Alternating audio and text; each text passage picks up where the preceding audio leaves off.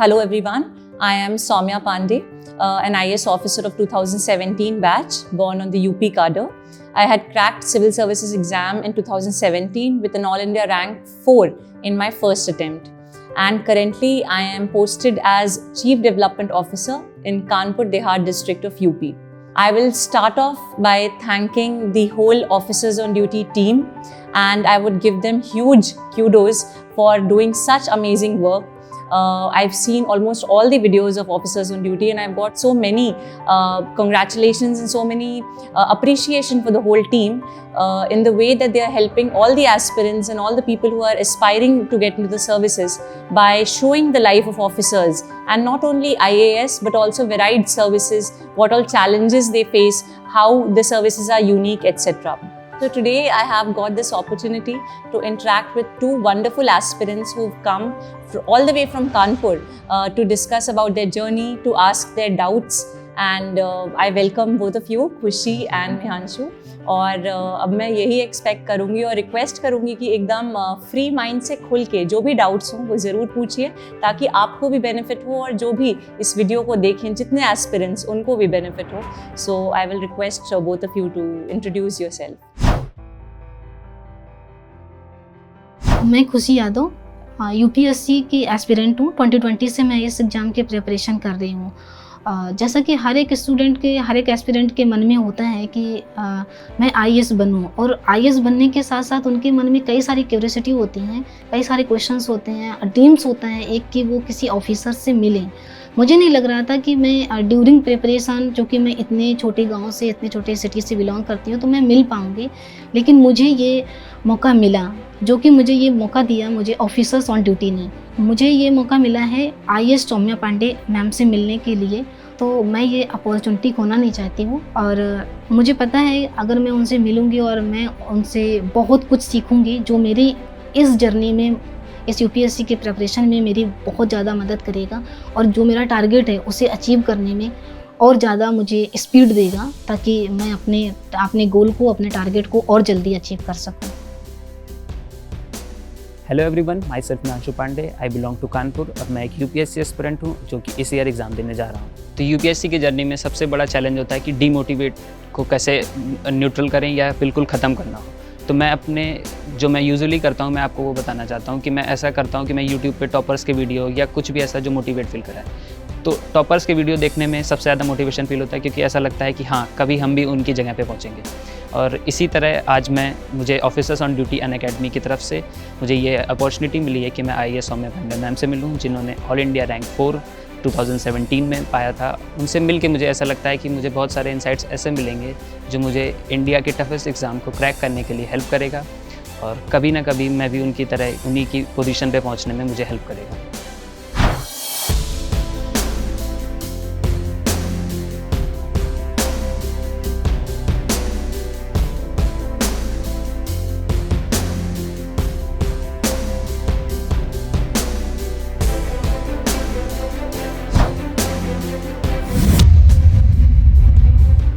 So I think we can start with the questions. तो मिहांशु, आपसे start करते हैं, बताइए. And which part do you think of your aspirant life that motivates you till today and you think that will motivate others too? Okay. तो मुझे लगता है कि जब भी हमारे दिमाग में ये आइडिया आता है UPSC या किसी भी एग्ज़ाम का, तो क्वेश्चन पहला जो आना चाहिए वो होना चाहिए वाई रादर देन हाउ. दो चीज़ें हैं, वाई एंड हाउ, क्यों और कैसे. तो अगर हम अपने दिमाग में क्लियर हैं कि क्यों शुरू करना है, वाई, तो आई थिंक ये पूरी जर्नी थोड़ी आसान हो जाती है. इसमें फिर भी चैलेंजेस आएंगे, लेकिन अल्टीमेटली आपको ना, जिसे कहते हैं सेल्फ इंट्रोस्पेक्शन, अकेले बैठ के खुद से पूछना पड़ेगा कि आखिरकार मैं, बहुत सारे एवेन्यूज़ हैं करियर के, पर मैं सिविल सर्विसेज में क्यों जाना चाहता हूँ. ऐसी IAS में ऐसी क्या बात है जो मुझे अट्रैक्ट करती है, या इस सर्विस में मैं अपने आप को कैसे देखता हूँ या देखती हूँ. तो मेरे साथ भी यही था. जब मैंने 12th पास किया और मैं ग्रेजुएशन कर रही थी, 12th के बाद ही इनफैक्ट जब मैं ग्रेजुएशन फर्स्ट ईयर में थी तो मुझे मौका मिला कुछ अपने सीनियर्स से इंटरेक्ट करने का, जैसे आज आप लोग मुझसे इंटरेक्ट कर रहे हैं। मैं भी मिली बहुत सारे सीनियर्स से जिन्होंने एग्ज़ाम निकाला था और मैंने पूछा कि आखिरकार IAS क्या है। उसके पहले मुझे पता भी नहीं था DM क्या होते हैं या SDM क्या होते हैं, IAS क्या होते हैं, IPS क्या होते हैं। मैं एकदम क्योंकि मेरे फैमिली में भी कोई नहीं था, तो जब उनसे बात किया तो मुझे रियलाइज़ हुआ कि ये एक ऐसी सर्विस है जो आपको wider section of the society को हेल्प करने में, केटर करने में एक मल्टी डायमेंशनल प्लेटफॉर्म देती है। जैसे अगर आप टीचिंग में हो तो सिर्फ आप टीचिंग कर रहे हो, या फिर अगर आप टेक्नोक्रेट हो वो भी आप, उसमें भी आप अच्छा काम कर सकते हैं। बट IAS ऐसी सर्विस है जो आपको एक मल्टी डायमेंशनल प्लेटफॉर्म देती है सोशियो इकोनॉमिक डेवलपमेंट के लिए। तो मेरा वाई ये था कि मुझे ऐसी सर्विस में आना है जो मुझे हर दिन कुछ नया करने का मौका दे, मुझे सोसाइटी को हेल्प करने का मौका दे, जो मे बी मुझे जो आसपास अपनी चीज़ें सही नहीं लगती हैं उसको इम्प्रूव करने का मौका दे। तो वो जो वाई था मेरी एस्पिरेंट लाइफ में, वो अब ऑफिसर लाइफ में भी वाई मेरा वही है कि हर दिन मैं वो कर पाऊँ जिस ड्यूटी पे मुझे लगाया गया है। लाइक ऑफिसर्स ऑन ड्यूटी का यही मतलब है कि मेरी ड्यूटी ये है that's I should serve, Kanpur Dehat की जनता को सर्व करूं, या जहाँ पे भी मैं हूँ मैं सर्व कर पाऊँ अपने बेस्ट पॉसिबल वे में। तो यही आई थिंक कॉमन है तब में और अब में, कि मेरा वाई जो था वो अभी तक वही चल रहा है कि सर्विस टू द पीपल किस तरह और बेटर की जा सकती है। खुशी मैम, मेरा क्वेश्चन ये है कि जैसे कि मैंने देखा है कि एज अ गर्ल्स क्वेश्चन है कि जैसे UPSC जो प्रिपरेशन वगैरह करते हैं इसमें गर्ल्स के लिए कुछ ज़्यादा ही प्रॉब्लम्स आ जाती हैं, क्योंकि घर का प्रेशर भी थोड़ा सा रहता है, घर का वर्क भी करो, देन प्रिपरेशन भी करो, तो कई सारे चैलेंजेस आते हैं। फिर आफ्टर मैरिज और आफ्टर ये करना है, और घर की बाउंडेशन आप यहाँ नहीं जा सकते हैं, आप ये नहीं कर सकते हैं। तो मैम आपकी लाइफ में भी ऐसी प्रॉब्लम्स आई होंगी कुछ, तो आपने कैसा टैकल किया?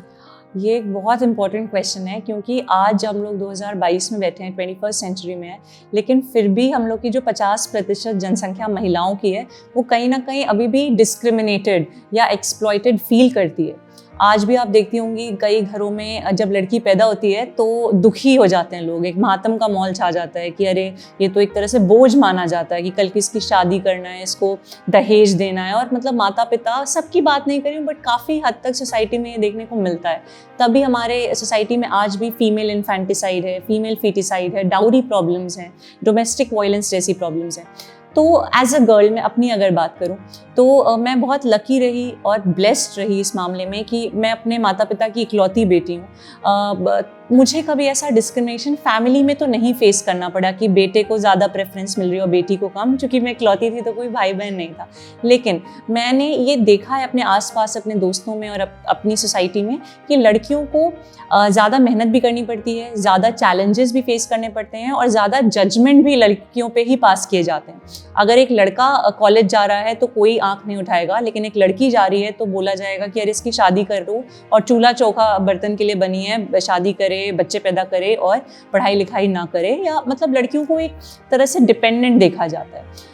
वो तब टूटेगा माइंडसेट जब मेरे और आप जैसी लड़कियां अपने पैरों पे खड़ा होकर अपने माँ बाप के लिए सपोर्ट बनेंगी। एक तरह से नारी शक्ति, नारी सम्मान और नारी आत्मनिर्भरता की तरफ जब बढ़ेंगी, और जितने ऐसे एग्जाम्पल्स होंगे, आप देख रही होंगी आजकल तो डिफेंस में भी लड़कियां आ रही हैं, एस्ट्रोनॉट बन रही हैं, साइंटिस्ट बन रही हैं। जो डिफ़िकल्ट फील्ड होता था जिसमें सोचा जाता था कि लड़कियां कैसे करेंगी, वो भी आज कर रही हैं। तो आई थिंक जितने ज़्यादा एग्जाम्पल्स हमारे पास होंगे उतना ही ज़्यादा महिलाएं सामने आ पाएंगी। और आप खुद एक लड़की हैं तो हम सबका ये दायित्व होना चाहिए कि हम पढ़ें लिखें, अपने पैरों पे खड़े हों और दूसरों के लिए एक एग्जाम्पल बने कि लड़कियां किसी से कम नहीं हैं, और अगर उनको मौका मिले तो वो लड़कों के बराबर लाइफ में अचीव कर सकती हैं। Yes, ma'am. As we know, women are multitasking, and you have proved that very well.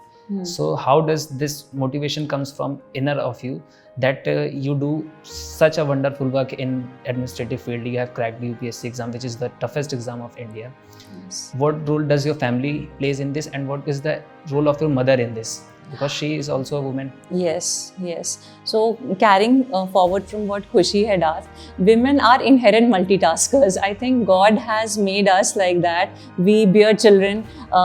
So I think God has given us that inherent strength कि हम multitasking कर सकते हैं. आप बहुत सरप्राइज्ड होंगे। मैं जब अब गांव वगैरह जाती हूँ तो मैं महिलाओं को देखती हूँ ग्रामीण में कि वो मजदूरी भी कर रही हैं, खेती में चारा भी काट रही हैं, गाय भैंस को भी खिला रही हैं, अपना बच्चा भी हाथ में ली हुई हैं, घर भी चला रही हैं, घर का खाना भी बना रही हैं। कई बार ये होता है कि महिलाएं जो घर का काम करती हैं, हाउस वाइफ्स जिन्हें हम कहते हैं, हम वैल्यू नहीं करते उनके काम को। बट आई थिंक पूरे घर को चलाना एक मल्टीनेशनल कंपनी से चलाने से कम नहीं है, क्योंकि अगर एक महिला को आप घर से हटा दें तो वो पूरा घर बिखर जाता है। तो आई थिंक महिलाओं में वो इनहेरेंट शक्ति है। एंड मेरी इंस्पिरेशन, जैसा आपने भी बोला, मेरी मदर रही हैं। She is a doctor, she is a gynaecologist. मैंने भी उनको बचपन से काम, पर्सनल और प्रोफेशनल लाइफ बैलेंस करते हुए देखा है। तो मैं भी उसी तरह से उन्हीं के पद चिन्हों पे चल के, उन्हीं के फुटस्टेप्स फॉलो करके आगे बढ़ रही हूँ। और ना केवल मेरी mother, all the millions of women around me. खुशी है यहाँ पे, और बहुत सारी लड़कियाँ हैं, महिलाएं हैं हमारे आसपास जो हमें इंस्पिरेशन देती हैं कि कैसे हम प्रोफेशनल लाइफ में भी अच्छा करें, पर्सनल लाइफ में भी अच्छा करें, और मल्टीटास्किंग करके हर चीज़ में हम 100% देते हैं, हम दिल से काम करते हैं, तो वो चीज़ ऑटोमेटिकली आ जाती है। सो खुशी, आप बताइए आपका बैकग्राउंड क्या रहा है और आप प्रिपरेशन कैसे कर रही हैं और कहाँ आपको डिफ़िकल्टी आती है प्रिपरेशन में? मैम, मेरा बैकग्राउंड तो विलेज से है, तो मैंने मोस्टली प्रिपरेशन हिंदी मीडियम में की है, और इंटर मैंने पीसीएम किया हुआ है, क्योंकि जिस तरीके से घर में गाइड किया जाता है उसी तरीके से प्रिपरेशन की। आफ्टर इंटर मैंने डिसाइड किया कि मैं सिविल की प्रिपरेशन करूँगी। देन मैंने ग्रेजुएशन में अपना हिस्ट्री जोग्राफी लिया। मैम, घर में काफ़ी शोर हुआ, क्योंकि मैं गर्ल्स हूँ और बीएससी करना चाहिए था। घर की मेंटेलिटी, गांव की तो वैसे भी बीएससी के प्रति कुछ ज़्यादा क्रेज होता है। देन मैंने प्रिपरेशन के लिए किया। आफ्टर दैट मैंने जैसे ग्रेजुएशन किया था, कोविड हो गया, तो कोविड की वजह से हम बाहर प्रिपरेशन करने नहीं जा पाए। तो मैंने अनअकैडमी के बारे में सुना और मैं प्रिपरेशन उसी से कर रही हूँ। अच्छा, तो आप अभी लाइक आपका ऑप्शनल आपने क्या लिया, या फिर जनरल स्टडीज़ में आप कैसे पढ़ रही हैं? कोई प्रॉब्लम उसमें आती हो? ऑप्शनल मैंने ज्योग्राफी ऑप्ट किया है, क्योंकि मुझे ज्योग्राफी काफ़ी इंजॉइंग लगता है, क्योंकि मुझे क्यूरियोसिटी रहती है जानने की कि रेन क्यों हो रही है और ऐसा क्यों हुआ है। ड्रॉट, क्योंकि मैम गांव में जब छोटे थे तो ड्रॉट पड़ गया, जमीन फट गई, तो ये जमीन क्यों फटी, तो तरह तरह की मैथोलॉजी लोग देते थे कि ये ऐसे फटी वैसे फटी। आफ्टर जब पढ़ना स्टार्ट किया, ग्रेजुएशन में मैंने ज्योग्राफी पढ़ा और हिस्ट्री पढ़ा। मुझे ज्योग्राफी में कुछ ज़्यादा इंटरेस्ट लगा, मुझे लगा मैं यहाँ काफ़ी कुछ जान सकती हूँ एटमॉस्फेयर और वर्ल्ड के बारे में। ज्योग्राफी के थ्रू मैं भी कुछ जानने की कोशिश, इसलिए मैंने ज्योग्राफी ऑप्ट किया। तो ऑनलाइन प्लेटफॉर्म्स मैंने भी बहुत फॉलो किया था जब मैं पढ़ रही थी, और उससे मुझे काफ़ी हेल्प मिली थी। MCQs प्रैक्टिस किया था, जैसा मैं बता रही थी, मेंस आंसर राइटिंग भी मैंने प्रैक्टिस किए थे, mock test papers online platforms के प्रैक्टिस किए, तो उससे आपको काफ़ी हेल्प मिल जाएगी। आप बताइए मिहांशु, आपका बैकग्राउंड और आपकी प्रिपरेशन किस स्टेज पे है, कहाँ मुश्किलें आती हैं प्रिपरेशन में? मुश्किलें तो मैम जनरली जनरल स्टडीज़ में इन्वायरमेंट रिलेटेड बहुत सारी आती हैं, क्योंकि उसमें मेरा इंटरेस्ट उतना नहीं है जितना अदर सब्जेक्ट्स को लेके है, और सोशोलॉजी मेरा ऑप्शनल है। और अदर सब्जेक्ट्स की बात करें तो हिस्ट्री ग्रेजुएशन में था मेरा, तो उतनी प्रॉब्लम मुझे फेस नहीं करनी पड़ती है। और रही बात घर की या अदर सोसाइटी प्रेशर, तो सोसाइटी प्रेशर सब पे होता है, चाहे जो भी हो। और घर से इतना ज़्यादा सपोर्टिव है कि मेरे फादर जो हैं वो चाहते हैं कि कुछ भी ऐसा करें जो किसी ने फैमिली में ना किया, क्योंकि मेरी फैमिली जो है वो बिजनेस डूइंग है, हर कोई बिजनेस करता है। तो अगर सेलेक्ट होते हैं या किसी भी गवर्नमेंट जॉब में जाते हैं, तो I will be the one who break the barrier in my family. So that motivates me all the time, that I will be the one who can create a history in my family. And I think many of the times I feel like demotivated just because of society pressure. They always say that why are you choosing UPSC, because it's a very tough examination, India's toughest, world's toughest examination, and if not UPSC, what will you do? So that demotivates me a lot. But my parents always tell me that do something good in your life, not just UPSC, other thing. If you are not doing UPSC or any other, only thing that they tell me that you remain happy at the end of the day. क्योंकि और कोई भी होगा तो वो बोल के चला जाएगा, लेकिन आपको क्या है कि लाइफ तो आपको जीनी है, at the end of the day आप अकेले रहेंगे, कोई नहीं साथ में रहने वाला, पेरेंट्स भी एक एज तक ही साथ हैं, तो ऐसी चीज करो जिससे तुम्हें लगे कि हाँ you are doing something good in it. Yes, ये जो आपने बात बोली मिहांशु, इससे मैं एक छोटी सी स्टोरी सुनाती हूँ आप लोगों को। जब मैं पढ़ाई कर रही थी यूपीएससी की, तो मैं बीच में इंस्पिरेशनल मोटिवेशनल किताबें पढ़ती रहती थी। मैं आप लोगों को भी एनकरेज करूँगी कि क्योंकि ये एक रोलर कोस्टर राइड है यूपीएससी की, एक तरह से मैराथन दौड़ते हैं ना जब, तो वही वाली फीलिंग है यूपीएससी में। ये स्प्रिंट नहीं है कि 100 मीटर दौड़ा और जीत गए, इट्स लाइक अ मैराथन। दौड़ना है 12 किलोमीटर 22 किलोमीटर, मतलब पूरे साल भर का प्रिपरेशन है। तो ऐसा कभी नहीं होगा कि हर दिन आप सुबह उठेंगे और हर दिन आप उतने ही मोटिवेटेड रहेंगे कि आज मुझे हिंदू पढ़ना है, या आज मुझे इंडियन एक्सप्रेस पढ़ना है, मुझे ये सब्जेक्ट्स ख़त्म करने हैं। और रात में हर दिन लाइफ में आपके अलग चेंजेस आएंगे। किसी दिन हो सकता है आप 2 घंटे भी ना पढ़ पाओ, और किसी दिन हो सकता है आप 14 घंटे पढ़ लो। तो इसीलिए इस पूरे दौरान अपने आप को बैलेंस्ड रखना बहुत ज़रूरी है। तो एक छोटी सी कहानी मैंने पढ़ी थी एक किताब में, ये मतलब एक इमेजिनरी कहानी है बट ये काफ़ी कुछ सिखाती है। एक बार एक रेस हो रही थी फ्रॉग्स की, मेढकों की एक रेस हो रही थी। तो उसमें जितने बड़े बड़े हर कॉलेज में होते हैं ना बुलीज जो होते हैं, जिन्हें हम कहते हैं कि वो जिनको काम होता है बस बुलिंग करना, तो जो बड़े बुली टाइप के मेढक थे वो नहीं चाहते थे कि रेस हो। तो वो जो छोटे मोटे कमज़ोर मेढक थे उनको बोल रहे थे कि तुम रेस मत करो, तुम लोग कहाँ ख़त्म कर पाओगे रेस, और बीच में ही मर जाओगे और लटक जाओगे ये वो। लेकिन फिर भी छोटे मेढकों ने अपना रेस करना, दौड़ना शुरू किया। तो धीरे धीरे बुलीज इतना बोलते रहे कि सुन के ही छोटे मेढक बेचारे डिमोटिवेट होकर रेस छोड़ते गए। एक छोटा सा कमज़ोर सा मेढक था, वो लंगड़ाते पहुंच गया फिनिश लाइन तक और जीत गया। फिर बाद में पूछा गया कि भाई सब निकल गए और इतना कमज़ोर सा मेढक जिसको कोई सोच भी नहीं सकता था कि थोड़ा भी चल पाएगा, वो रेस जीत गया। तो पता चला कि वो मेढक बहरा था, वो सुन ही नहीं सकता था कि वो बोल क्या रहे हैं पुलिस। तो कई बार आई थिंक लाइफ में हमें डेफ होना पड़ता है। जैसे बात हो रही थी फैमिली मोटिवेट करती है, बट कई हो सकता है सो कॉल्ड फ्रेंड्स हों, सो कॉल्ड सोसाइटी हो जो आपको डीमोटिवेट करे। यूपीएससी लड़कियों के लिए कहाँ बना है, या गांव की लड़की कहाँ यूपीएससी क्रैक कर लेगी, तुम चलो ये करो, बीएससी करो और बीएड करो और शादी करो। या फिर आपके कि इतना अच्छा है तो तुम्हारे पास सब फैमिली बिजनेस है, वो करो, कहाँ तुम इसमें इस चक्करों में पड़ गए, 10-10 साल देते रहते हैं, होता नहीं है, मैंने उसको जानता हूँ, इसका नहीं हुआ, इसका नहीं हुआ। तो sometimes in life you have to be deaf, and when you are deaf to negative environment around you, then only maybe you can reach your destination. तो मुझे ये स्टोरी मोटिवेट की और तब से मैं डेफ हो गई उन लोगों के प्रति जो नेगेटिवली पुल डाउन करते हैं आपको। ये आप लोग भी ध्यान रखिएगा कि मेंटली किसी को अफेक्ट मत होने दीजिएगा। मतलब don't give your remote control to others, कि वो रिमोट दबाया और आप दुखी हो गए, उसने रिमोट दबाया तो आप खुश हो गए। Your remote control should be in your own hand, specially इस प्रिपरेशन टाइम।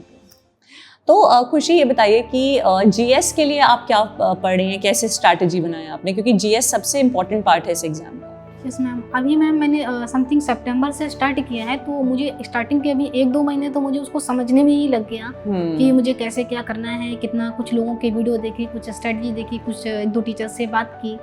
तो मुझे मतलब बताया गया कि जो गाइड किया गया कि आप ऑप्शनल को भी साथ में पढ़ सकती हैं, अगर आपने एनसीईआरटी पढ़ी है तो कुछ समझ में आ जाएगा, और आप जीएस को ले सकती हैं। तो मैं कुछ सब्जेक्ट जीएस के लेके, जीएस के जैसे कि हिस्ट्री अगर पढ़ रही हूँ तो हिस्ट्री के साथ में मैंने मतलब कि कुछ एक सब्जेक्ट और ले लिया, एनवायरनमेंट या इस तरीके से कुछ ले लिया, और इसके बाद मैं ऑप्शनल को टाइम दे रही हूँ। एक्चुअली मेरे पास पूरा टाइम पढ़ने के लिए रहता है, तो मैं 15 से 16 घंटे लगभग पढ़ लेती हूँ, बीच में 2-4 घंटे मतलब रेस्ट करना, या अप्रॉक्स मतलब 14 आवर्स हो जाता है। तो मुझे काफ़ी टाइम मिल जाता है पढ़ने के लिए।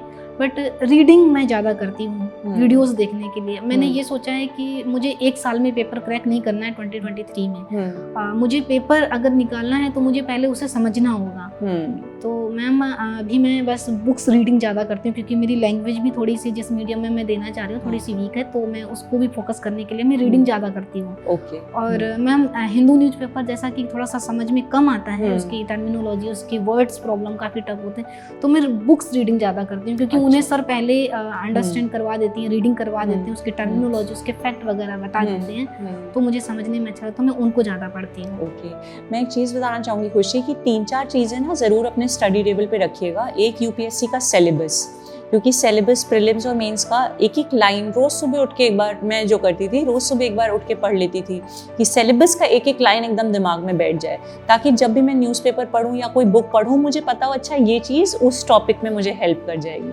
दूसरा न्यूज़पेपर, जैसे आपने बताया द हिंदू, वो सबके लिए टफ़ होता है। मतलब मैं इंग्लिश मीडियम से थी, आप हिंदी मीडियम से पढ़ी हुई हैं, बट मुझे भी हिंदू टफ़ लगता था, थोड़ा सा कॉम्प्लेक्स लगता था शुरू में समझने में। फिर मैंने मदद ली, ऑनलाइन वीडियोस की ली, धीरे मुझे लगता है 6 महीने 7 महीने पहले मुझे 2-2 ढाई घंटे लग जाते थे न्यूज़पेपर पढ़ने में, 3 घंटे भी। फिर धीरे 1 घंटे पे मैं आई, फिर 45 मिनट, तो फिर भी 45 मिनट तक लग ही जाते थे। और फिर मैंने फ़िल्टर करना शुरू किया कि न्यूज़पेपर में हर एक चीज़ इंपॉर्टेंट नहीं है। वो आपको कैसे पता चलेगा? जब आप सिलेबस पढ़ेंगी। तो न्यूज़पेपर में मान लीजिए इकोनॉमी का कोई आर्टिकल है वो इंपॉर्टेंट है, या मान लीजिए एंटरटेनमेंट की कोई न्यूज़ है, वो उतनी इंपॉर्टेंट आपके लिए नहीं है। तो न्यूज़पेपर को फ़िल्टर करना भी धीरे हमें सीखना पड़ेगा। तीसरी चीज़ है कि न्यूज़पेपर से MCQ सॉल्व करना और न्यूज़पेपर से मेंस की आंसर राइटिंग करना। इसमें मुझे ऑनलाइन प्लेटफॉर्म्स ने हेल्प किया। जैसे सुबह न्यूज़पेपर पढ़ा, शाम को MCQ सॉल्व कर लिया, सुबह न्यूज़पेपर पढ़ा, शाम को उसके आंसर राइटिंग कर लिया, दोपहर में कर ली। तो वो लिंक करना बहुत ज़रूरी है। अगर हम सोच लें कि सिर्फ न्यूज़पेपर पढ़ लिया और काम हो गया, तो वो नहीं हो पाता है। और चौथी चीज़ जो आपको अपनी टेबल पे रखना चाहिए वो है पिछले लास्ट 10 ईयर्स 20 ईयर्स के क्वेश्चन पेपर्स। उन क्वेश्चन पेपर्स को जब आप पढ़ते हो तो आपको UPSC का माइंडसेट समझ आता है कि किस तरह के क्वेश्चन पूछे जा रहे हैं। या अगर आप बुक पढ़ रही हैं तो आपका दिमाग ऑटोमेटिकली क्लिक करेगा, अच्छा मैंने ये कॉन्टिनेंटल थ्योरी पढ़ी तो इससे इस तरह के क्वेश्चन पूछे जा सकते हैं। या मैं सोशियोलॉजी में कुछ पढ़ रहा हूँ तो सोसाइटी की इस तरह के क्वेश्चन पूछे जा सकते हैं। और लास्ट चीज़ है NCERT बुक्स। NCERT बुक्स में बार इसलिए एम्फेसाइज करती हूँ क्योंकि वो बहुत सिंपल होती हैं, बहुत बेसिक होती हैं, पर वो काफ़ी आपकी एक फाउंडेशन बना देती हैं। मतलब अगर आप सीधे एडवांस्ड बुक्स पढ़िए, सीधे आपने मान लीजिए लक्ष्मीकांत पढ़ लिया पॉलिटी के लिए, या सीधे आपने कोई कॉन्स्टिट्यूशन की बुक उठा ली, या कोई भी मतलब इकोनॉमी की कोई हायर स्टैंडर्ड की बुक, सीधे इकोनॉमिक सर्वे पढ़ लिया, वो समझ नहीं आएगा जब तक आप NCERT की क्लास 10th 11th 12th की बुक्स नहीं पढ़ी रहेंगी। तो इसीलिए मुझे लगता है ये चीज़ें स्टडी टेबल पे हों तो थोड़ा सा अच्छा रहता है, इम्पॉर्टेंट रहती हैं। आप बताइए मिहांशु कि कैसे आपने अपना अप्रोच कैसे बनाया? प्रीलिम्स के लिए पढ़ रहे हैं या मेंस के लिए पढ़ रहे हैं या इंटीग्रेटेड पढ़ रहे हैं, कैसे अप्रोच बनाया? दोनों की साथ में ही चल रही है, प्रीलिम्स की और मेंस की, क्योंकि प्रीलिम्स के बाद मेंस के लिए अगर प्रीलिम्स क्लियर हो जाता है तो 2 ही 3 महीने रह जाते हैं, तो मेंस की प्रिपरेशन 2-3 महीने की नहीं होती, उसके लिए बहुत लंबा टाइम चाहिए होता है। तो GS के लिए मेनली जी पे फोकस है, geography, environment, economics and politics. Geography, environment और पॉलिटी में तो और कुछ शॉर्ट आउट हो चुका है और क्लियर भी हो चुका है, सिलेबस भी ऑलमोस्ट कंप्लीट हो चुका है, एक्सेप्ट इन्वायरमेंट में अप्रोच अभी ये है कि NCERT से स्टार्ट करके और कंटिन्यू नॉर्मली, मतलब जो भी फिर उससे रिलेटेड जो बुक्स हैं अभी अवेलेबल वो फिर उसमें आगे परस्यू करेंगे बाकी सारी चीज़ें। और बाकी अदर सब्जेक्ट्स रिगार्डिंग हिस्ट्री और अदर सब्जेक्ट्स, उनके लिए ये है कि हिस्ट्री मेरा बैकग्राउंड रहा है तो हिस्ट्री में इतनी प्रॉब्लम नहीं होने वाली है। उसके लिए थोड़े दिन पहले भी एग्जाम के अगर प्रिपेयर करेंगे तो हो जाएगा। और ऑप्शनल के लिए ये है कि सोशियोलॉजी है तो उसका सिलेबस ऑलमोस्ट कंप्लीट हो चुका है, पेपर 1 का, पेपर 2 भी स्टार्ट कर दिया है थोड़े दिन से पहले से। पेपर 2 कंप्लीट होते ही फिर प्रीलिम्स आ जाएंगे। प्रीलिम्स के लिए प्रिपरेशन ये है कि बाकी अभी चली रही है प्रीलिम्स की, तो ये है।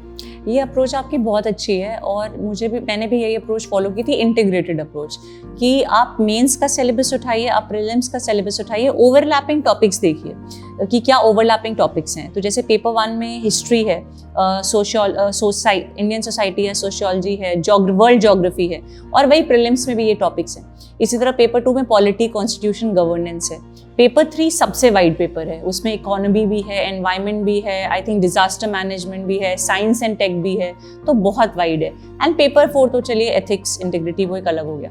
तो पेपर 1, 2, 3 के कॉमन टॉपिक्स और प्रीलिम्स के कॉमन टॉपिक्स उठाइए, उसको पढ़ लीजिए। और जब आपके प्रीलिम्स आने वाला है, लेट्स से मई या जून में प्रीलिम्स है, तो 2-3 महीने पहले MCQs की प्रैक्टिस करना शुरू कर दें और थोड़ा CSAT की प्रैक्टिस करना शुरू कर दें। अभी जो टाइम चल रहा है, अभी जैसे मार्च चल रहा है, तो अभी टाइम है पूरा मेंस और प्रीलिम्स का इंटीग्रेटेड करके, थोड़ा आंसर राइटिंग का टाइम है। प्रीलिम्स जब पास आ जाएगा तब MCQ का टाइम आ जाएगा, मॉक पेपर्स का टाइम आएगा, और फिर प्रीलिम्स के बाद तो ऑफ कोर्स मेंस की तैयारी करनी होती है। तो यही इंटीग्रेटेड अप्रोच मैंने भी अपनाई थी और मुझे हेल्प किया था। और आई थिंक इसी तरीके से हम आगे बढ़ें तो चीज़ें सही रहती हैं। खुशी, आप बताइए, आप नोट्स बनाने में बिलीव करती हैं या आप कैसे रिवाइज कैसे करती हैं? रिविजन बहुत इंपॉर्टेंट है। मैम, मैं ज़्यादातर क्या करती हूँ, बुक्स में जैसे पढ़ती हूँ तो जो मुझे इंपॉर्टेंट लगता है कि नहीं मुझे ये लाइन मुझे मस्ट है, मैं आंसर राइटिंग में इसको एज इट इज़ ऐसे ही डाल सकती हूँ, तो मैं उसे हाईलाइट कर देती हूँ। और इसके बाद में बाकी मैं रीड कर लेती हूँ। इसके बाद में जो जैसे सर पढ़ाते हैं तो जो सर टर्मिनोलॉजी वगैरह बताते हैं तो मैं कॉपी को मैं 2 पार्ट में डिवाइड करके रखती हूँ। जो मुझे लगता है कि मुझे ये मेंस के लिए है तो मैं थोरोली नोट्स बनाते चली जाती हूँ। जो मुझे लगता है कि ये प्रीलिम्स के लिए उसे मैं लेफ्ट साइड पे नोट करते चली जाती हूँ। तो आफ्टर दैट प्रीलिम्स मुझे लगता है कि मैं उन पॉइंट्स को पढ़ लूँगी, राइट साइड का मुझे देखना नहीं पड़ेगा ज़्यादा। तो मैं इस तरीके से पढ़ रही हूँ। ओके। और न्यूज़पेपर के नोट्स वगैरह कैसे बनाते हैं आप लोग? न्यूज़पेपर कैसे रिवाइज करते हैं? न्यूज़पेपर के लिए मैम पहले तो रीडिंग होती है उसकी, जो भी मतलब नॉर्मल हार्ड कॉपी से। उसके बाद एनालिसिस होता है, यूट्यूब पे हो गया या अदर प्लेटफॉर्म पे, तो वहाँ से एनालिसिस देख लेते हैं और फिर रनिंग नोट्स उसी पे बना लेते हैं। तो उससे बहुत हेल्पफुल हो जाता है, क्योंकि जो टीचर होते हैं, दीपांशु सर हैं, उनकी क्लासेस लेते हैं, ठीक है, तो वो ऐसा एक्सप्लेन कर देते हैं कि फिर उसमें कुछ रह नहीं जाता जो छूट जाए, क्योंकि वो बहुत सारे टॉपिक से लिंक कर देते हैं उन सब चीज़ों को।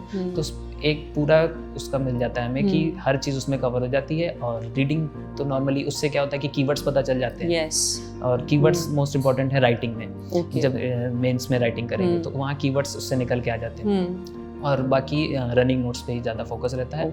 और रिवाइज करने के लिए basically going through the videos is the best way, I think.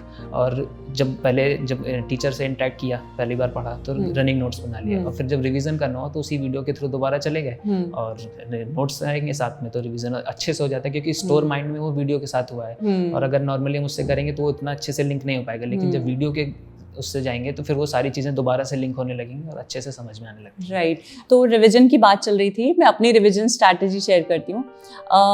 देखिए, इस एग्जाम में एक चीज़ अगर मुझे समझ आई अपने एक्सपीरियंस से, जो मैं आपके साथ शेयर कर सकती हूँ, that you have to read less and retain more.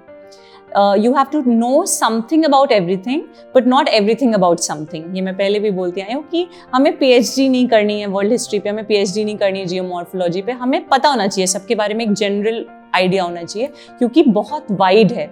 Literally everything around you, everything under the sun is a syllabus of UPSC। मतलब आप उसे बहुत सेग्रीगेट नहीं कर सकते। तो इसमें रिविजन मुश्किल हो जाता है कि क्या पढ़ें और क्या छोड़ें। तो मुझे थोड़ा, जब मैं पढ़ रही थी तो मुझे ये रियलाइज़ हुआ धीरे धीरे कि कुछ चीज़ें तो होती हैं कि आपने एक बार पढ़ लिया तो आपको याद रहती हैं, स्पेशली प्रीलिम्स की चीज़ें। आपने पढ़ लिया, आपके सामने 4 ऑप्शन आएंगे, आप गेस कर लोगे कि कौन सा ऑप्शन सही है।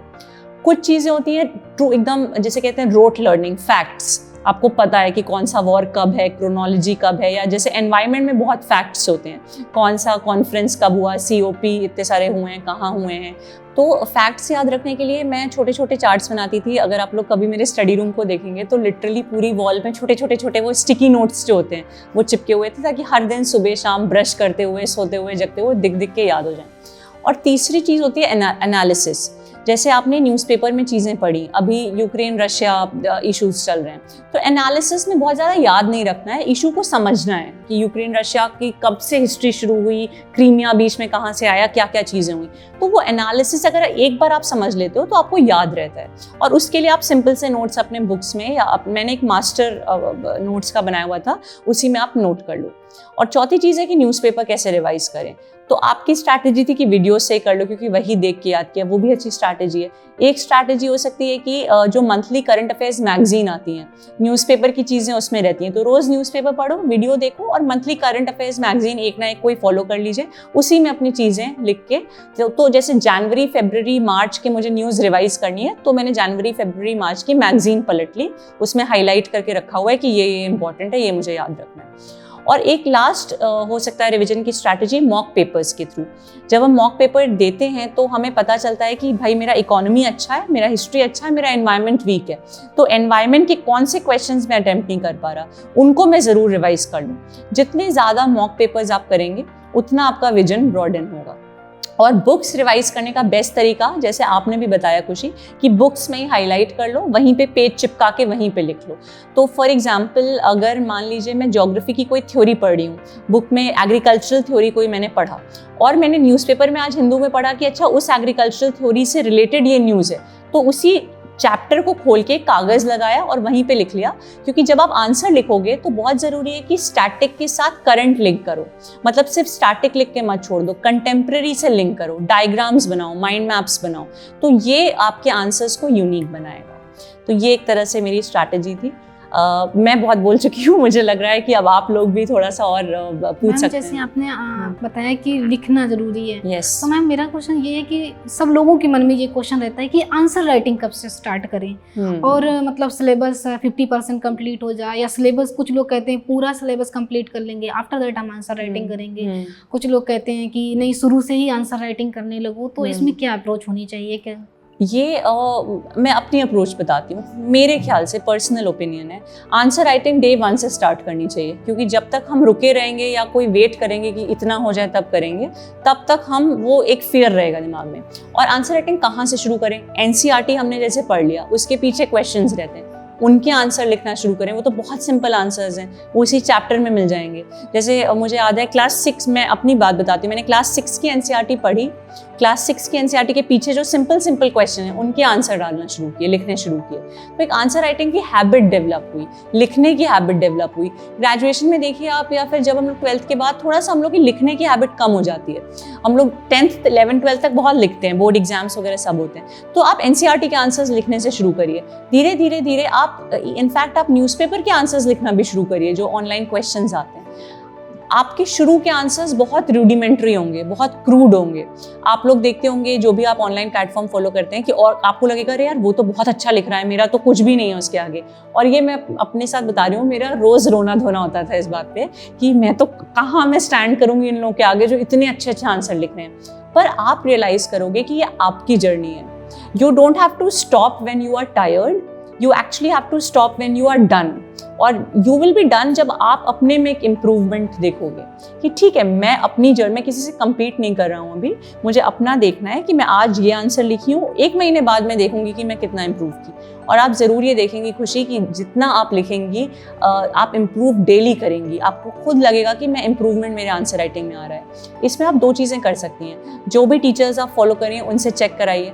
अगर कोई आपका पीयर ग्रुप है, क्लोज फ्रेंड्स का ग्रुप है, अगर पढ़ रहे हो तो उनसे चेक करा लो, नहीं तो आप खुद चेक कर लो। अगर कोई नहीं है तो खुद एक बार एक न्यूट्रल थर्ड पार्टी की तरह चेक करो कि अच्छा यार इसमें मैं और क्या क्या लिख सकता था। ब्रेनस्टॉर्मिंग करो, जितना ब्रेनस्टॉर्मिंग करोगे उतना डेवलपमेंट आप में आएगा।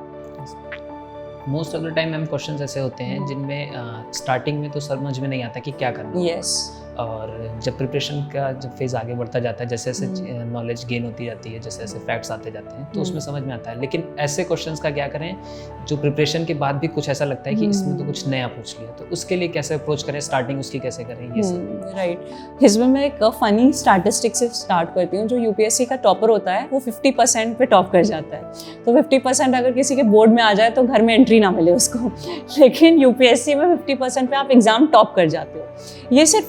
ये मैंने इसलिए बताया कि यूपीएससी और एग्जाम से अलग इसलिए कि आपको सब कुछ नहीं पता होना चाहिए, लेकिन जितना पता है वो परफेक्टली पता है ना, और जितना अच्छे से आप एक्सप्रेस कर पा रहे हो तो उतना बहुत है। लेकिन फिर भी जैसे जो आपका पर्टिकुलर डाउट था, कोई भी रैंडम क्वेश्चन भी आता है जिसके बारे में कुछ भी आइडिया नहीं है सब कुछ पढ़ने के बाद भी, तो आप बेसिक क्वेश्चन पढ़ के थोड़ा बहुत फिर भी उसमें लिख सकते हो। कोई भी आंसर हमेशा याद रखिएगा कि किसी भी स्ट्रक्चर जो होता है आंसर का वो 3 पार्ट्स में होता है, इंट्रोडक्शन, बॉडी, कंक्लूजन, मोटा मोटा, और एक डायग्राम या चार्ट या माइंड मैप। तो 4 पार्ट्स कर लो। कोई भी क्वेश्चन आ रहा है तो इंट्रोडक्शन तो वो क्वेश्चन का ही पार्ट हो जाता है कि ठीक है ये पूछा गया है, इंट्रोडक्शन में आप वही लिखते हो, थोड़ा बहुत बैकग्राउंड लिखते हो उसका। एग्जाम्पल ले लेते हैं, मान लेते हैं जीएसटी। ठीक है, जीएसटी आया और मान लेते हैं आपको जीएसटी के बारे में कुछ नहीं पता है, मतलब आपको बस पता है कि गुड्स एंड सर्विसेज टैक्स होता है, थोड़ा बहुत पता है, बहुत डीपली नहीं पता।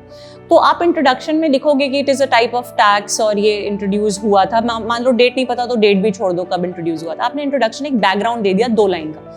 यूपीएससी का आंसर 200 वर्ड्स में लिखना होता है, तो बहुत ज़्यादा वर्ड लिमिट भी नहीं है। मेन बॉडी में आपको पॉइंट्स लिखने होते हैं एनालिसिस के। एक चीज़ हमेशा ध्यान रखिएगा, यूपीएससी के क्वेश्चंस में ना टेल क्वेश्चन होता है, critically analyse, critically comment, illustrate, इल्यूसिडेट। तो उस टेल क्वेश्चन का मतलब होता है, मैंने एक चार्ट बनाया था जिसमें मैंने लिखा था कि अगर ये टेल क्वेश्चन है तो मैं क्या लिखूंगी।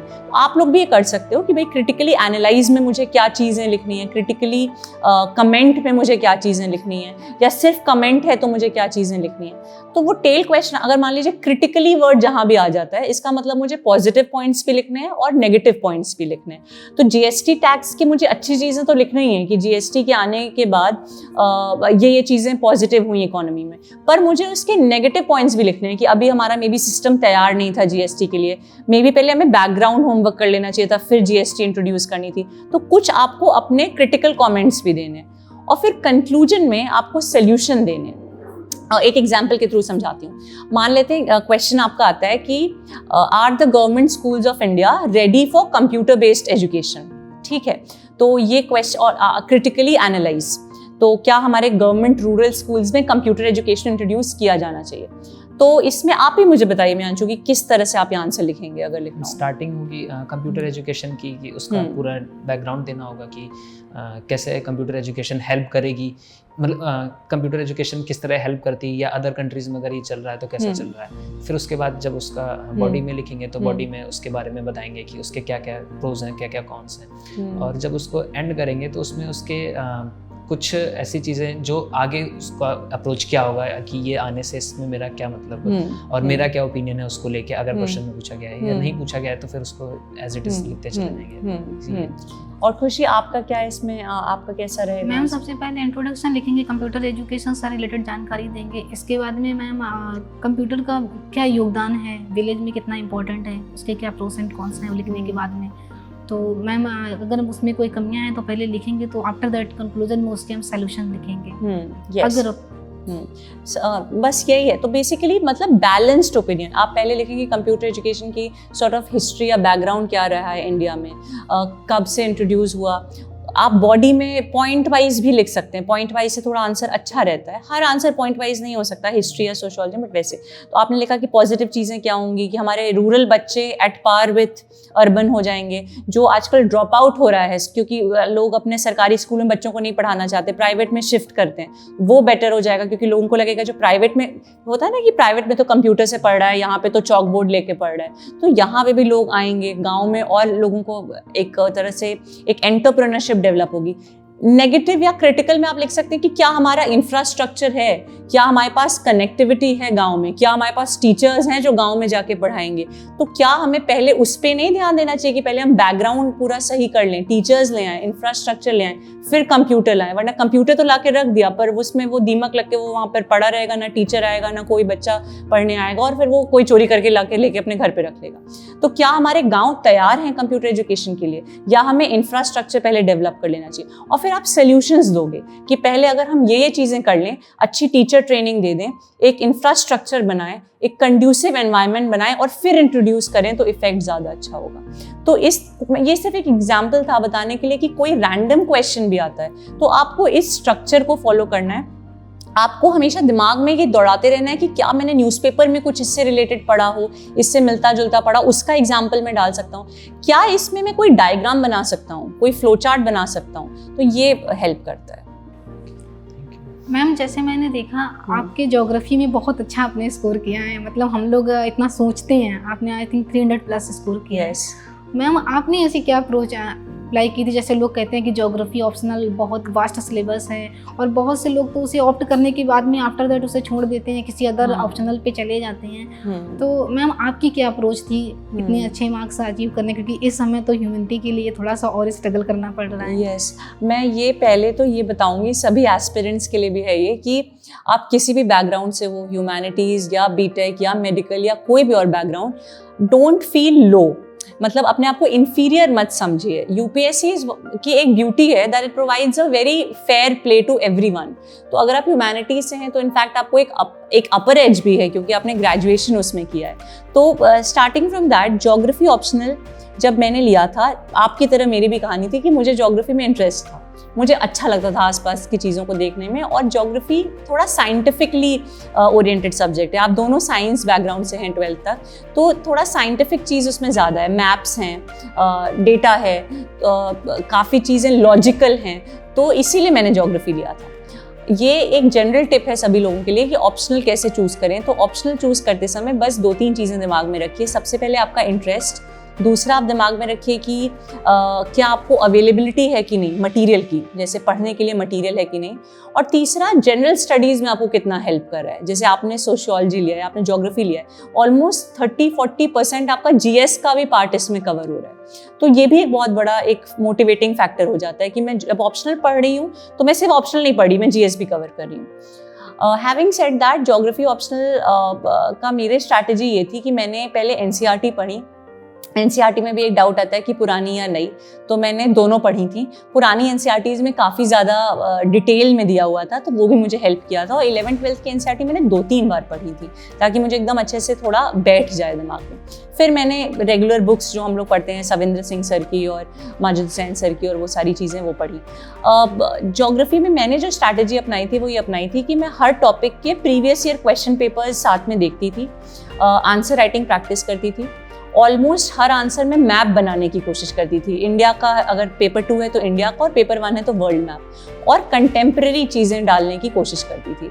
तो इसी तरह से मुझे हेल्प किया। ज्योग्राफी बहुत स्टैंडर्ड उसका फॉर्मेट है, तो हम लोग अच्छे से पढ़ लेते हैं तो वो हो जाता है। सिर्फ एक सही गाइडेंस की ज़रूरत है, और हर चीज़ बहुत साइंटिफिक है, तो वो आई थिंक मुझे हेल्प किया था उसमें। मैम फर्स्ट पेपर में जैसे थोड़ा सा प्रॉब्लम होती है, कभी कभी टर्मिनोलॉजी काफ़ी टफ आ जाती है, तो मैम उसको समझ में नहीं आता जब आंसर राइटिंग कर रहे हो, तो उसके लिए मैम ऐसे क्या अपने कौन सा रिसोर्स वगैरह क्या फॉलो किया? अच्छा, रिसोर्सेज मुझे एग्जैक्टली सारे रिसोर्सेज तो नहीं याद है, मैं एक बार पूरा देख के बताऊंगी, बट मुझे जितना याद है ज्योग्राफी पेपर 1 पूरी वर्ल्ड ज्योग्राफी है, और उसमें जियोमॉर्फोलॉजी, क्लाइमेटोलॉजी, ओशनोग्राफी, एक ये पार्ट है फिजिकल ज्योग्राफी का, और एक पार्ट है ह्यूमन ज्योग्राफी का। तो फिजिकल ज्योग्राफी में मैंने सविंद्र सिंह सर की बुक फॉलो की थी, जो एक आती है, और मैं इलाहाबाद में प्रयागराज से हूँ, तो मैं वहाँ पे वो बुक मुझे आसानी से मिल भी गई थी, और उसको मैंने पढ़ा था। साथ में मैंने वीडियोस बहुत देखे थे यूट्यूब में, क्योंकि वीडियोस में बहुत अच्छे से वो ग्राफिकली एक्सप्लेन करते हैं continental theory, mountain building, river making, ये सब चीज़ें। जो आपने बोला ना कि बहुत सारे थ्योरीज, बहुत सारे थिंकर्स और कई चीज़ें हो जाती हैं, तो उसके लिए बहुत अच्छी स्ट्रैटेजी है कि आप पिछले साल के क्वेश्चन पेपर्स देखिए। आप देखोगे कि काफ़ी चीज़ें रेपिटेटिव हैं या इंपॉर्टेंट, आपको समझ आ जाएगा कि अच्छा ये रिपीट बहुत हो रही हैं, तो इसका मतलब ये इंपॉर्टेंट है। इसके बाद भी ऐसे 10 to 20% क्वेश्चंस होंगे जो नए होंगे, तो उसमें अगर कुछ नहीं पता है तब तो ठीक है, हम छोड़ ही देना चाहिए। अगर कुछ भी पता है तो हमें थोड़ा बहुत उसमें डायग्राम बना के या लिख देना चाहिए, अगर कुछ भी लिंक्ड हमें पता है तो। और ज्योग्राफी में जितना आप आंसर राइटिंग करेंगे उतना बेटर होगा। मैम मेरा एक फ़नी क्वेश्चन है। हाँ। जैसे मैम यूपीएससी की प्रिपरेशन के लिए मोस्टली कुछ लोग तैयारी इस वजह से करते हैं कि बहुत बड़ा नेम और फेम मिलेगा और बड़ी आलीशान लाइफ जिएंगे, तो मैम क्या अप्रोच रहती है? जैसे आपने जब प्रिपरेशन की तो सोचा, और आफ्टर दैट आपको क्या चैलेंजेस फेस करने पड़े, और आफ्टर जॉब के बाद में क्या फील होता है, मतलब किस तरीके से? ये बहुत अच्छा क्वेश्चन है खुशी, क्योंकि जब मैं कॉलेज में थी तो ये होता था कि IAS ऑफिसर मतलब एकदम राजा वाली लाइफ, और बॉस एकदम बिग बॉस हो आप पूरे जहाँ पे भी पोस्टेड हो। पर्सनली मेरा मोटिवेशन, जैसे बहुत शुरू में मिहांशु ने पूछा था, मेरा रहा था कि मुझे एक वैरायटी काम करने का इसमें मौका मिल रहा है, एक सोशियो इकोनॉमिक डेवलपमेंट के लिए एक वाइड प्लेटफॉर्म मिल रहा है, तो मेरा वाई तो वो था। बट जब मैं आज इस कुर्सी पे बैठी हुई हूँ चीफ डेवलपमेंट ऑफिसर बन के, और मैं सर्विस कर रही हूँ, तो ऑफ कोर्स इस सर्विस के अपने पर्क्स हैं, अब बेनिफिट्स हैं, वो सब हैं। आपको बहुत अच्छा वर्क एनवायरनमेंट मिलता है, आपको एक रिस्पेक्ट मिलती है सोसाइटी में, आपको एक अच्छी अथॉरिटी मिलती है, उसके साथ साथ बहुत बड़ी रिस्पॉन्सिबिलिटी भी है। अगर यहाँ की बात करें तो जैसा मैं बता रही थी कि कानपुर देहात में गांव हैं बहुत सारे, 1022 गांव हैं, और गांव की हालत आप भी समझती होंगी कि चाहे वो स्वच्छता की बात हो, या स्वास्थ्य की बात हो, या शिक्षा की बात हो, या स्वरोजगार की बात हो, हर चीज़ में कितना भी स्कोप है डेवलपमेंट का। तो आई थिंक आने के बाद पर्क्स एंड बेनिफिट्स को अपनी जगह अगर रखें तो इतना काम करने का मौका आई थिंक कोई और सर्विस मुझे नहीं देती। तो इस सर्विस में आके मज़ा बहुत आता है, क्योंकि हर दिन आप नया काम करते हो, जो आप सोचते हो आपको एक इंफ्रास्ट्रक्चर मिलता है उसको इम्प्लीमेंट करने का, एग्जीक्यूशन करने का। जो पॉलिसी, जैसे लड़कियों की बात हो रही थी, और लड़कियों के लिए कन्या सुमंगला योजना चल रही है यूपी में, एक मिशन शक्ति चल रहा है महिला उत्थान के लिए, तो ये सब चीज़ें ग्राउंड लेवल पे करने का मौका मिलता है। यहाँ मैं बहुत सारी महिलाओं से रोज़ इंटरेक्ट करती हूँ। हम लोगों ने अभी होली गई है, होली में हम लोगों ने यहीं पे बाहर स्टॉल लगवाया था गाँव की महिलाओं का, जिसमें उन्होंने घर में सब्जियों से गुलाल बनाया था, या फिर उन्होंने पापड़ और चिप्स बनाए थे घर में, तो वो हम लोग ने यहाँ स्टॉल लगवाया था कि उनको रोज़गार मिले, उनको आमदनी बढ़े। तो ये सब चीज़ें करने का मौका मिलता है इस सर्विस में, जो कि मुझे लगता है कि बहुत अच्छा है और सेटिस्फैक्शन देता है। रिजल्ट्स के पहले की लाइफ और रिजल्ट के बाद की लाइफ कैसे चेंज हो गई? आई थिंक वो एक PDF और PDF में आपका नाम, वो बहुत कुछ बदल देता है आपकी लाइफ में। उस टाइम तो नहीं समझ आता है, बट पूरी आपकी आगे का वो जर्नी लिख देता है। तो रिजल्ट की पहले की लाइफ वही थी, तेल लगा के 2 चोटी बांध के पढ़ने वाला बच्चा जो बस अपने कमरे में बैठ के किताब पढ़ रहा है और एक होप लिया हुआ है अपने मन में कि नहीं निकालना है, करना है, दिस इज़ माई एम। और मैंने पहले भी बताया था कि अपने सामने चिपका के रखा था, मेरी स्टडी टेबल थी, सामने विंडो था, I want to see my name in the IAS list, और एकदम लिटरली मतलब जुनून जिसे कहते हैं, जुनून के साथ पूरा पढ़ाई करना। और रिजल्ट के बाद वो एक मोमेंट तो एकदम सुपर हैप्पी वाला एक्सटैटिक मोमेंट होता है जिसमें आप बहुत थैंकफुल होते हो कि यार मेहनत सफल हुई, और अपने पेरेंट्स के प्रति, अपने टीचर्स या गुरु के प्रति, भगवान के प्रति अगर आप भगवान को मानते हो तो कि everything worked out in the right direction and finally this is it. मतलब वो एक जिसे कहते हैं ना स्वेट का रिजल्ट आया, सो दैट फीलिंग ऑफ आप बहुत इलेटेड फील करते हो। And then slowly and steadily you realise कि ठीक है बहुत अच्छा हुआ, सिलेक्ट हो गए, but it's such a big responsibility. वो मोमेंट थोड़ी टेम्पररी रहता है, जैसे कहते हैं ना success is not a destination, it's a journey. Success doesn't end when you get your name in the IAS list, it never ends. In fact success is one road stop to another stop. तो कभी आप अपने आप को successful नहीं कह सकते, बस ये रहता है कि you just happy for that moment and उसके बाद आप फिर अपनी अगली जर्नी शुरू करते हो। और आने के बाद आप जो चीज़ें आप इमेजिन करते हो कि ठीक है ऐसी लाइफ होगी, काफ़ी हद तक आप वो फेस भी करते हो। तो आई थिंक यही है कि आप अगर जुनून के साथ लग जाओ, और अगर भगवत गीता आप लोगों ने उसमें एक लाइन सब सुनते हैं, कर्मणे माधिकारस्ते माँ फलेषु कदाचना, कि कर्म पे ध्यान दो, फल पे मत ध्यान दो। तो जब रिजल्ट के पहले सिर्फ कर्म पे ध्यान दे रही थी मैं, और फिर फाइनली आपको फल मिल ही जाता है अगर आपने मेहनत की। हो सकता है थोड़ा देर से मिले, लेकिन अल्टीमेटली मिल जाता है। एंड आई इवन से कि UPSC नहीं भी होता है ना, क्रैक तब नहीं भी होता, तब भी UPSC जो प्रिपरेशन जर्नी है वो आपको एक बेटर पर्सन की तरह ज़रूर बनाती है, एक बेटर एजुकेटेड, बेटर नॉलेज वाला पर्सन, एक बेटर अवेयर, मतलब आप you are more aware than before. तो ये जर्नी आप कभी रिग्रेट नहीं करोगे कि आपने ये जर्नी क्यों ईयरमार्क की। I think thank you so much guys कि आप लोग आज कानपुर से अपनी प्रिपरेशन की बिजी शेड्यूल से टाइम निकाल के आए और इंटरेक्ट किए। I feel thankful to the team of officers on duty. And in the end मैं सभी एस्पिरेंट्स को बेस्ट विशेस देना चाहती हूँ। मैं ये भी विश करती हूँ कि आप लोग एक दिन इस चेयर पे बैठ के ऑफिसर्स ऑन ड्यूटी में एयर हों और बहुत सारे और मिलियंस ऑफ एस्पिरेंट्स आपसे इंस्पायर हों। एक छोटी सी 3 लाइनों के साथ मैं अपनी बात समाप्त करूँगी, जो मतलब थोड़ी फनी भी है, लेकिन फिर भी मैं शेयर करती हूँ। ये बेसिकली किसी ने कहा था, I think some philosopher had said this, कि अगर आपको 1 घंटे खुश रहना है तो आप दोपहर में अच्छी सी नैप ले लो, अच्छे से खाना खाओ और दोपहर में सोने को मिल जाए तो आप 1 घंटे के लिए खुश रहो। अगर आपको 1 दिन खुश रहना है तो आप कहीं पिकनिक पे चले जाओ अपने फ्रेंड्स के साथ, फैमिली के साथ। तो आप देखते होंगे जब आप कॉलेज में, स्कूल में पिकनिक पे जाते थे तो सुबह से रात का टाइम कैसे निकल जाता था पता ही नहीं चलता था। तो पिकनिक पे चले जाओ। अगर आपको 1 महीना खुश रहना है तो शादी कर लो। If you want to be happy for 1 month, then you can get married. But if you want to be happy for your whole life, then learn to love the thing that you are doing. हर दिन जो आप कर रहे हो, just love it. जैसे हर दिन मैं यहाँ पे अपना सर्विस कर रही हूँ, so I'm loving it. हर दिन आप हिंदू पढ़ रहे हो, NCERT पढ़ रहे हो, बुक्स पढ़ रहे हो, love it.